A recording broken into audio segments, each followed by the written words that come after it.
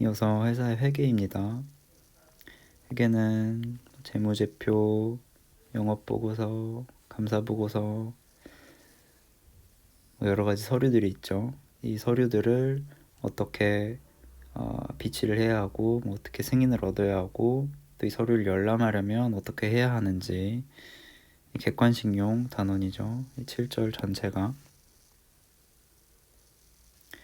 회계 목적, 주주든 채권자든 회사의 재산 상태를 파악하기 위해서겠죠. 절차로는 재무제표를 작성하고 영업보고서를 작성하고, 재무제표 같은 경우에는 우리가 이익은 얼마고 손해는 얼마고 부채는 얼마고 하는 사항들을 적어주는 거고, 영업보고서는 말 그대로 보고서죠. 우리가 올해 뭘 했다, 이건 잘 됐다, 이건 잘 못 됐다. 감사에게 제출을 합니다. 감사가 감사보고서를 작성하고 비치가 되고, 정기주총에서 재무제표를 승인하게 되죠. 자, 정기주총에서 재무제표만 승인을 하고 영업보고서는 승인을 하지 않습니다. 보고만 하면 되죠. 사실상 이거는 그냥 보고서라서 중요도가 크지 않다고 보는 반면에, 재무제표는 이 실질적인 이익과 손해를 따지는 문제라서 주총 승인 결의가 필요하다는 겁니다. 이때 이 재무제표 승인을 정관과 이사회 결의로 승인할 수 있다. 4사구조의 2, 아주 중요한 조문이죠. 이따가 이익 배당과 연결해서 볼 수 있겠습니다. 넘어가고 재무제표 승인만 볼까요? 승인기관은 주주총회고 예외적으로 이사회 결의로 승인할 수 있다.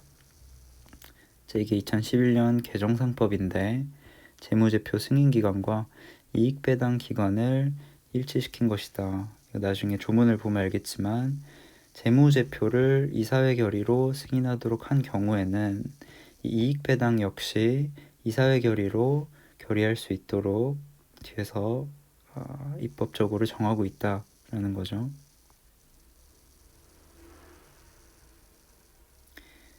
그래서 준비금 보겠습니다. 당연히 회사에는 자본금이 있고 이 법정 준비금이 있죠. 그다음에 부채 같은 게 있을 거고.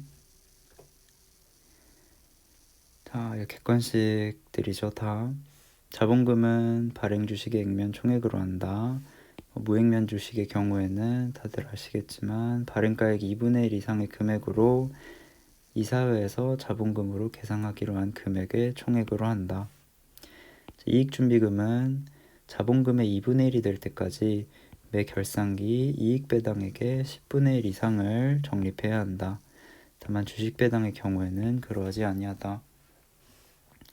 자본중기금은 잉여금을 적립하는 거죠.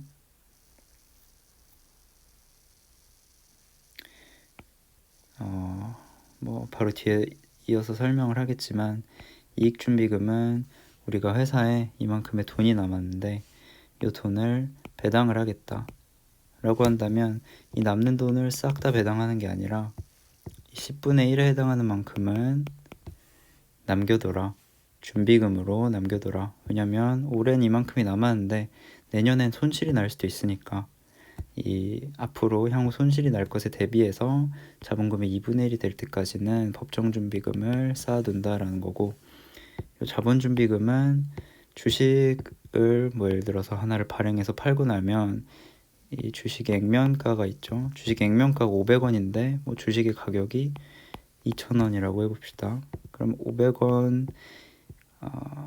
500원이 이제 자본금에 들어가게 되고, 자본금이 액면가 곱하기 주식 수니까 이 나머지 1,500원은 남는 돈이 되는데, 이 남는 돈은 맘대로 쓰지 말고 자본 중기금으로 적립을 해라 라는 거죠.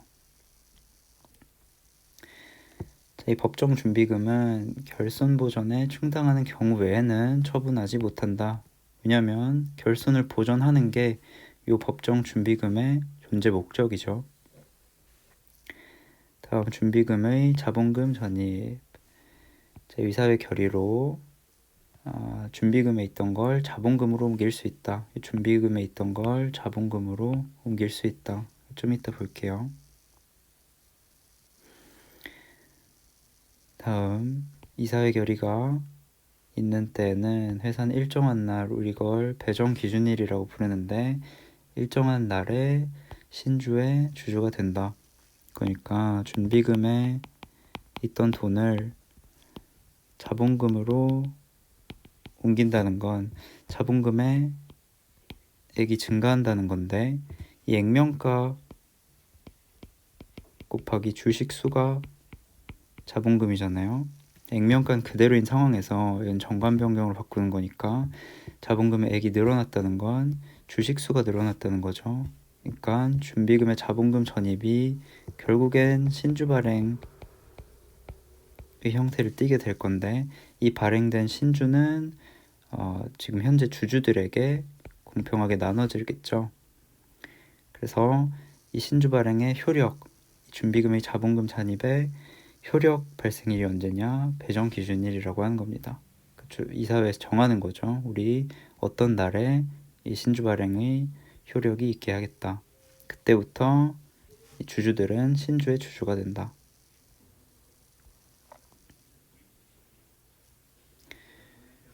그래서 법정준비금, 이익준비금과 자본준비금이 있죠. 법정준비금은 이익준비금의 경우 다 봤죠. 2분의 1이 될 때까지 10분의 1을 적립한다.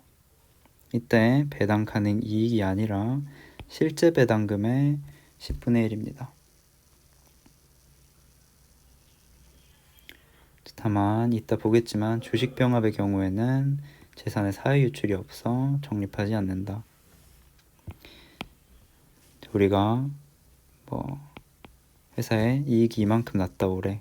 그래서 이 이익을 배당해 주려고 하는데 이 이익이 만약에 10일이 났다 라고 한다면 이 중에 10만을 이익 배당할 수 있다는 거죠.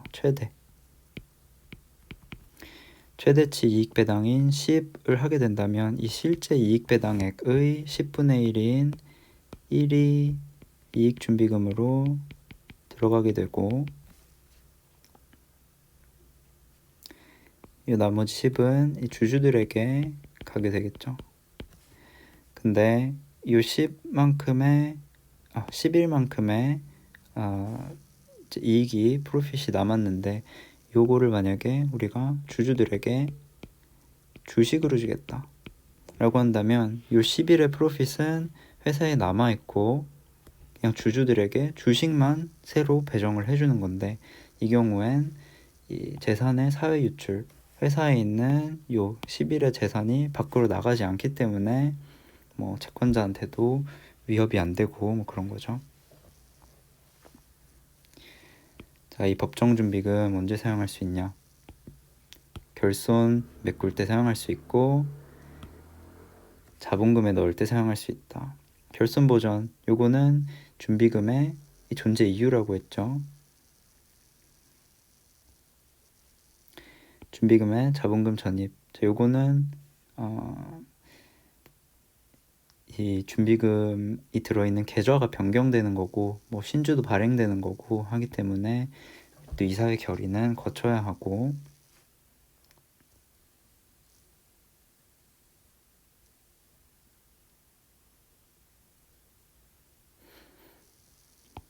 신주 발행의 효과가 있다. 변경 등기를 요한다. 그리고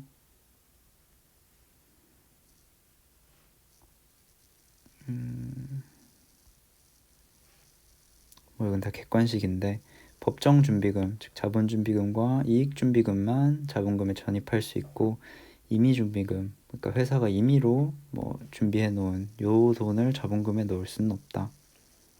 그럼 이것은 그 실질이 주식 배당이 되어버리기 때문이다. 또 객관식인데 자본준비금이나 이익준비금 중 무엇을 먼저 사용하든 그건 무방하다. 사실 요 둘이 이 적립되는 방식이 다른 것이지 뭐 어떤 효과나 사용 방식은 다 동일하죠. 전입의 효과는 아까 봤죠. 무상증자와 같다. 그래서 그 전입액을 액면가로 나눈 신주가 발행이 된다. 당연히 주주가 가진 주식 수에 비례돼서 발행돼야겠죠. 주주가 뭐 더 불리해지거나 유리해지면 안 되니까 제3자 배정도 당연히 안 되겠죠. 그리고 액면가로 발행이 되겠죠. 액면가로 발행이 안 되면 주주가 돈을 내야 되는 건데 이거는 이 법정준비금에 자본준비금에 들어가는 결과가 돼서 뭐 좀 의미가 없게 되죠. 다음 신주의 효력 발생 시기 이사회에서 결정하면 아까 봤던 배정기준일. 다만 주총에서 결정할 수가 있는데 그땐 결의일부터 주주가 된다. 자, 그래서 우리 지금까지 봤던 통상의 감자, 유상감자, 다시 말해서 자본금에 있는 걸 주주한테 돌려주는 일, 주식 병합 같은 거였죠. 주식 병합, 주식 소각 이런 것들. 또 뭐 봤죠? 자본금으로 결손을 보전하는 거 봤었죠. 결손 보전 감자, 무상 감자였고요. 준비금에 있던 걸 자본금 계정으로 옮긴다. 준비금의 자본금 전입 혹은 무상 증자가 있었고 준비금에 있던 걸 결손을 메꾸는 데 사용한다. 자, 이거는 준비금의 존재 목적이라고 했습니다. 자, 먼저 자본금을 중심으로 한번 볼까요? 들어가는 건 증자고 나가는 건 감자겠죠. 다음 자본금으로 들어오는데 요 준비금에서 들어온다면 뭐 준비금이나 자본금이나 회사 안에 있는 돈이고 그냥 돈의 계좌만 바뀌는 거죠. 내가 기업은행 계좌에서 신한은행으로 돈을 옮기는 거니까 크게 뭐 어려운 일이 아니라는 거죠. 그래서 이사회 결의만으로도 족하다. 만약에 자본금을 결손 보전에 메꿔야 된다. 자, 이러면은 물론 회사의 재산 총 재산 상태는 변하지 않지만 원래 예를 들어서 자본금이 500이 있었고 결손이 마이너스 20이 있었다면 자, 이때는 다른 사람 입장에서는 이 회사는 그래도 자본금에 500이 있는 건데 만약에 결손을 메꾼다고 480 0으로 만들어 버리면 회사는 밖에서 볼 땐 480만 가진 회사가 되는 거죠. 그래서 어쨌든 회사의 재산 상태가 변하는 것과 같은 외관을 만들어내고 그래서 주총 보통 결의는 요한다. 반면 자본금을 주주에게 주는 건 뭐 아예 주주한테만 좋고 나머지 채권자나 다른 사람들한테는 안 좋은 거죠. 그래서 요건 특별 결의를 요한다. 채권자 보호 절차도 필요하겠죠. 이것도 객관식 조문이죠. 적립된 자본 준비금 및 이익 준비금의 총액이 자본금의 1.5배를 초과하는 경우 주총 결의에 따라 초과한 금액의 범위에서 감액할 수 있다. 1.5배죠. 1.5배. 자, 이익배당 보겠습니다. 이익배당은 회사에 남은 수익을 어떻게 주주들한테 다시 나눠줘야 할까라는 거죠. 주주총회 결의로 정해야 하고 다만 우리 아까 봤죠. 2011년 개정상법에 따라서 이 재무제표 올해 회사의 플러스 마이너스는 뭐지? 라는 재무제표를 이사회가 승인하는 경우 이 정관으로 이사회가 승인할 수 있도록 했다고 했습니다. 이사회가 승인하면 이사회가 올해 회사의 플러스 마이너스를 알아서 관리했는데 그럼 이 플러스 마이너스 한 이 남은 순이익, 요 이익을 어떻게 배당할지도 같은 기관이 정해도 되지 않겠냐라는 거고요. 자, 하나씩 보겠습니다. 금전배당, 남은 돈을 돈으로 주겠다는 거죠. 주총결의, 주주 평등의 원칙, 배당 간행 이익의 한도. 이때 배당 간행 이익이란 우리 순자산액에서 자본금 빼야겠죠. 자본금을 배당할 수는 없으니까 준비금, 이익준비금도 빼야겠죠. 요거는 결손보전을 위해서가 아니면 사용할 수 없는 돈이니까. 다음 결산기에 적립해야 할 이익준비금, 요거 10%는 당해 결산기에 적립해야 된다고 했죠. 요것도 빼고, 이거 3개를 뺀 게 배당 간행 이익이다. 그래서 공식으로 하면 요 결산기에 적립해야 할 이익준비금에 대해서 이익잉여금, 요거죠. 요거 순자산액에서 자본금, 자본준비금, 이익준비금을 뺀 요 이익잉여금의 11분의 10을 최대로 배당할 수 있다. 아까 봤었죠. 10일이 남아있으면 그 중에 10을 배당하면 10의 10%인 1은 이익준비금이 돼야 되니까 합치면 11이 나오죠. 주총결의 혹은 정관 이사회 결의. 자, 구체적 이익배당 청구권. 이 주주가 회사에 이익배당을 해달라고 청구를 할 수 있냐라는 거고, 이 추상적 이익배당 청구권은 인정되지 않는다. 다만 주총 혹은 이사회에서 이익배당에 관한 결의를 했다. 우리 이익배당 올해 이만큼 하자라는 결의를 했다면 그때부터는 회사에 청구를 할 수가 있다.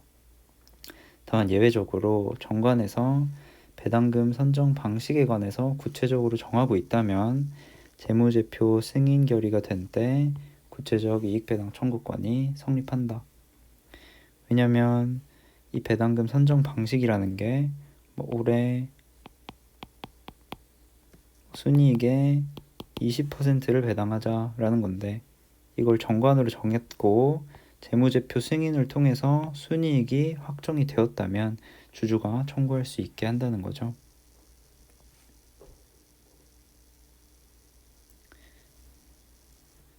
자, 1월 그리고 소멸시효 이따가 보겠습니다.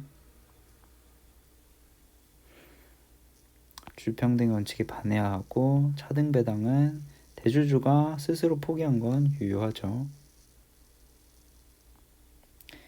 지급시기 바로 나왔죠. 이익배당 결의로부터 1월 내에 지급해야 한다. 1월이 지나면 그 이행지체에 빠지게 되겠죠.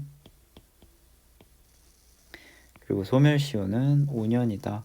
기산점은 1항의 기간이 경과한 후부터, 그러니까 1년 1월이 경과해서 이행지체에 빠진 때부터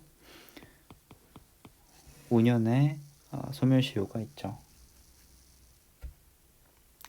자, 위법배당 반환 청구권의 소멸시효. 이따가 위법배당 할 때 다시 보겠습니다. 바로 있죠, 여기. 자, 위법배당 크게 두 가지 종류가 있는데, 법령이나 정관 위반한 이익배당이 위법배당이고, 크게 배당 가능 이익을 초과한 경우, 그 다음에 이런 절차적 요건에서 하자가 있는 경우가 있습니다. 1번이 아주 중요하죠. 1번은 회사 채권자의 반환 청구권과 연결이 될 거고, 2번은 주총결의 하자가 이제 성결 문제로 다퉈줘야 하는지 관련해서 문제가 될 겁니다. 하나씩 살펴보겠습니다. 배당 가능 이익 없는 배당. 자, 요거는 뻔하게 재무제표상 돈이 얼마 남았는데 그걸 초과해서 배당을 한 거니까 이론의 여지가 없죠. 그냥 바로 무효입니다. 무효이기 때문에 이 회사에 대한 채권자, 회사가 있고 채권자가 있습니다. 근데 이 회사가 자기 돈을 이 주주에게 마음대로 줘요. 그럼 이 회사 입장에선 요거 사회행위 취소를 하고 싶죠. 채권자 취소권 같은 권리를 행사하고 싶은데 요 사회행위 취소권이 상법에 비슷하게 입법이 된 게 회사 채권자의 반환 청구권입니다. 상법이 특별히 인정하는 권리고 채권자의 보유 권리, 고유한 권리죠. 고유한 권리로 회사의 권리를 대위에서 행사하는 게 아니기 때문에 회사가 갖고 있는 반환 청구권을 대위에서 행사한다 이런 게 아니고, 따라서 회사의 변제 자력이 부족할 필요도 없고 채권자, 채권에게 국한이 되지도 않고, 그러니까 피보전 채권에게 국한해서 어떤 범위 내에서 취소한다 이런 게 필요가 없죠. 그리고 전액 반환 청구를 할 수 있죠. 다만 회사에 대해서 반환 청구를 해야 하고 채권자 자신에게 반환하도록 요구할 수는 없죠. 이 채권자 취소권 같은 경우에는 채권자, 채무자, 수익자가 있을 때 요거를 취소하면서 금전 같은 경우에는 나한테 돌려줘라 라고 할 수 있는 권리가 있죠. 그런 게 필요가 없다는 거고.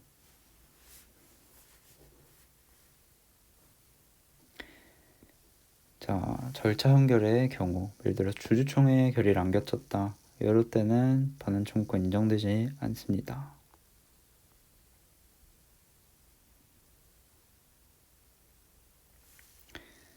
다음으로 배당 결의에 대한 주총 결의 무효 확인해소 제기의 필요성입니다.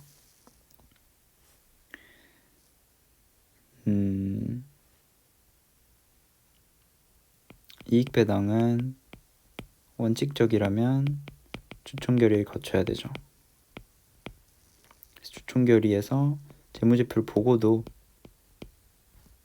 이 이익 배당을 초과한 위법 배당을 한 건데, 그럼 이 주총 결의 자체부터 하자가 있는 것이니까 이 하자를 먼저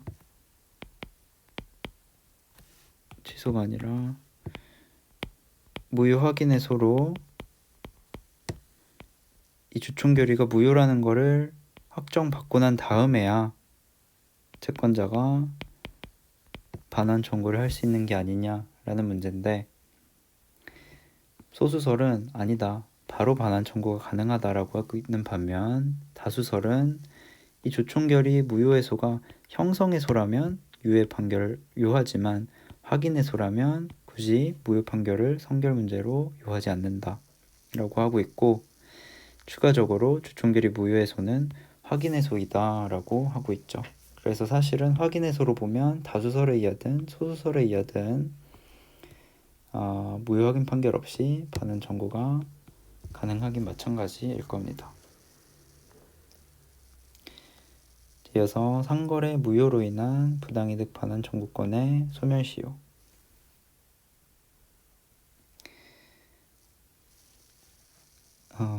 우리가 방금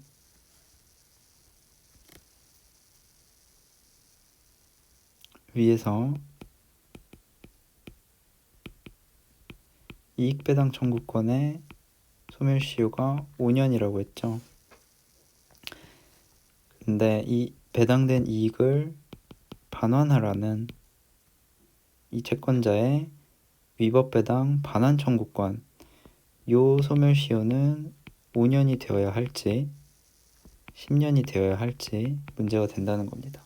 거기에 대한 일반론으로서 일반적인 상거래 무효로 인한 부당이득 반환 청구의 소멸시효를 어떻게 판단하는지 얘기를 하는 것이고, 그 일반 원칙은 부당이득 반환 청구가 상행위인 계약의 기초에서 이루어진 극부 자체의 반환을 구하는 것으로서 법률관계의 신속한 확정의 필요성이 있는 경우 5년의 상사소멸시효를 적용한다.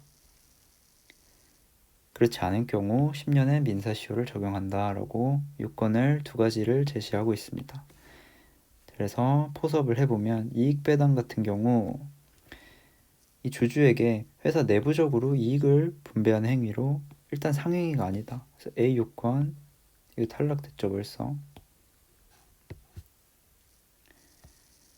그렇기 때문에 배당금 지급 청구권, 요 이익 배당 청구권은 상행위로 인한 채권이 아니다. 그렇기 때문에 이 부당이득 반환 청구권, 요 반환 청구권도 상행위의 기초에서 이루어진 그 급부 자체의 반환을 구하는 것이라고 볼 수가 없고, 그럴 뿐만 아니라 신속한 확정의 필요성도 인정되지 않는다. 그래서 어김없이 10년입니다. 5년, 10년. 다음 법령 정관을 위반한 배당 같은 경우엔 주총결의 소집 절차에 하자가 있거나 이런 얘기들을 해줄 수가 있겠죠. 그리고 이 논의는 또 그대로 사용이 될 수가 있을 겁니다. 현물배당. 현물배당은 현물을 주는 건데 가장 대표적으로 모회사 주식을 주는 것, 그런 게 있겠죠. 자, 이어서 주식배당입니다. 주식배당은 이익배당 총액, 이거 실제 이익배당액이죠. 의 2분의 1 한도에서 배당을 주식으로 할 수가 있고, 효력 발생일은 주총 종결 시입니다. 그래서 배당할 이익을 자본금에 집어넣는 거죠. 이 남은 순이익을 자본금에 넣으면 그만큼 신주를 발행해야 할 거고, 액면가가 동일하니까 기존 주주가 갖고 있는 비율대로 새로 주식을 주는 겁니다. 이익준비금의 적립 의무 없겠죠. 이것도 순이익 계좌에 있던 걸 자본금 계좌로 옮기는 것에 불과하니까. 다만 모회사가 자회사 주식을 배당하는 경우에는 모회사 정관규정 요하는 것은 변론으로 하고, 이익배당액의 10분의 1 이익준비금으로 적립해야 한다. 그래서 이거는 자회사 주식이기 때문에 주식배당이 아니고 모회사가 갖고 있는 하나의 재산이죠. 자회사의 주식은 일반 현물을 배당하는 것이기 때문에 이익배당의 일반론으로 돌아간다.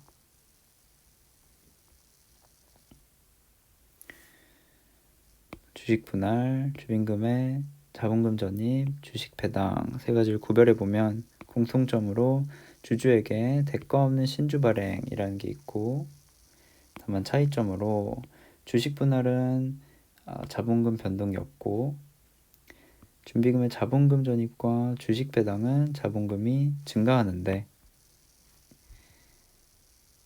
준비금의 자본금 전입은 준비금에서 자본금 계좌로, 주식 배당은 이익 배당 간행액에서 자본금 계좌로 가는 거죠.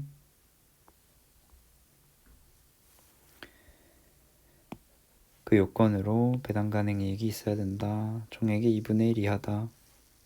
주총 결의에 의한다. 그리고 요거 아까 재무제표를 이사회가 승인하기로 한 경우에는 이익 배당도 이사회 결의로 하도록 하는데, 이러한 경우에도 주식 배당은 별도의 주총 결의를 요한다. 그래서 효력 발생일 한번 복습을 해보면 자본금 감소 중에 주식 병합 아까 있었죠. 이거는 주식을 합쳐야 되니까 주주들한테 주권 제출해라 라고 얘기를 할 거고, 그 기간이 만료하면 주식 병합 효력이 있습니다. 준비금의 자본금 전입은 이 자본금이 올라가니까 신주 발행이랑 또 비슷한 효과가 나는 거고, 이 효과는 이사회가 그냥 임의로 어떤 날을 정해서 인정을 해버리는 거고요. 주식 배당은 예외적으로 주총 결의를 거쳐야 된다고 했으니까 주총 결의 종료한 때 나타날 것이고, 반대 주주가 주식 매수를 청구한 경우에는 이따 보겠지만 회사가 매수대금을 지급할 때 주식 이전의 효과가 나타난다.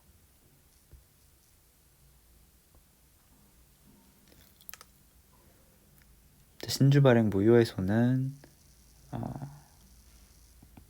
주식 배당에서도 신주 발행 무효해소의 규정을 유추해서 한다는 것이고,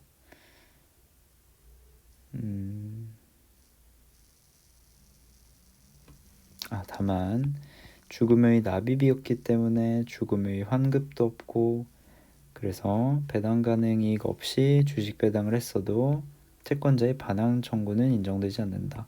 이 회사에서 주주에게 준 것을 채권자가 이걸 취소한 다음에 돌려달라라고 하는 건데, 이 준 게 없어요. 납입이 없기 때문에 환급도 없다.